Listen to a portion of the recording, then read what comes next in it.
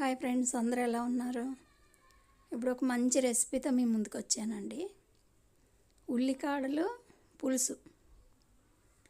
ఉల్లికాడలు వేపుడు చూపించాను, ఇప్పుడు ఉల్లికాడలు పులుసు చూపిస్తున్నాను. చూడండి, 2 టమాటాలు, ఒక 4 పచ్చిమిరపకాయలు, ఒక ఉల్లిపాయ, ఒక 15 ఎల్లుల్లిపాయలు, కొద్ది కరివేపాకు, 2 నిమ్మకాయల సైజు చింతపండు, ఉల్లికాడలు, కారం, పసుపు, ఉప్పు. వేడి నీళ్ళల్లో చింతపండు నానబెట్టుకుంటున్నానండి. స్టవ్ వెలిగించి ప్యాన్ పెట్టుకుని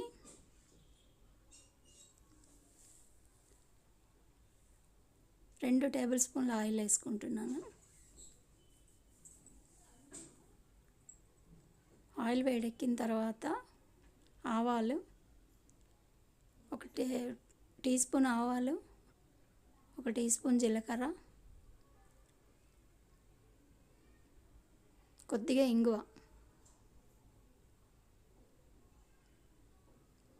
పచ్చిమిర్చి, కరివేపాకు వేసుకుంటున్నానండి. ఆవాలు చిటపటమన్న తర్వాత పచ్చిమిర్చి, కరివేపాకు, వెల్లుల్లిపాయలు, ఉల్లిపాయలు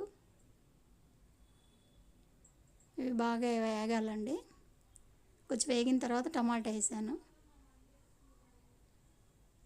కొద్దిగా ఉప్పు కూడా వేసుకుంటున్నాను.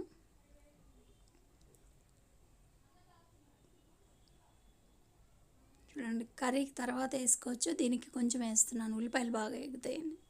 టమాటా కూడా మగ్గుతుంది ఉప్పు వేస్తే, కాబట్టి ఉప్పు వేసాను. కొద్దిగా మూత పెట్టాను. టమాటా కొంచెం మగ్గుతుంది కాబట్టి ఒక 2 నిమిషాలు మూత తీసుకొని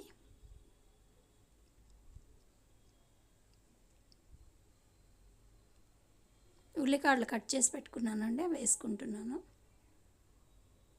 ఇవన్నీ హై ఫ్లేమ్లోనే వేపుతున్నానండి. బాగా ఉప్పు వేసేసి, కూరకు సరిపడా ఉప్పు, ఇందాక కొంచెం వేసుకున్నాను కదా, ఇప్పుడు కూరకు సరిపడా ఉప్పు వేసుకున్నాను. మూత పెట్టుకుని స్టవ్ సిమ్లో పెట్టానండి. ఉల్లికాడలు మగ్గుతాయి. మళ్ళీ మూత తీసి పసుపు వేసుకున్నాను, కారం రుచికి సరిపడా,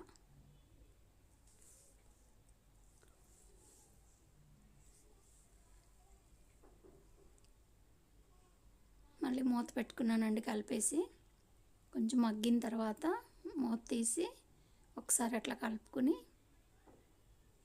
చింతపండు పులుసు పోసుకుంటానండి. ఇప్పుడు పులుసు తీసి పెట్టుకున్నాను, ఇందాక నానబెట్టుకున్నాను కదా చింతపండు, అది పులుసు పోసుకున్నాను.